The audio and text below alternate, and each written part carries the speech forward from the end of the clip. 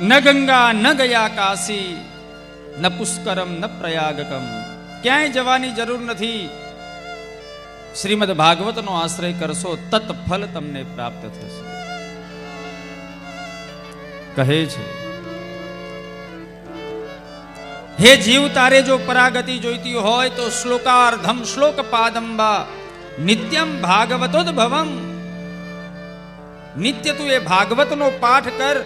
જે તને તારા મુખથી જો તું પાઠ કરીશ તો તને પરાગતિની પ્રાપ્ત થશે. તારે કોઈને આશ્રિત નહીં રહેવું પડે કે કોણ મને મુક્ત કરશે. જીવ, તું પોતાની જાતે મુક્ત થઈ જઈશ. જે જીવ મુક્ત થવા માંગતો હોય એને પોતાના મુખથી નિત્ય આ શ્રીમદ ભાગવતનો પાઠ અચૂક કરવો જોઈએ. અચૂક એનો પાઠ કરવો જોઈએ.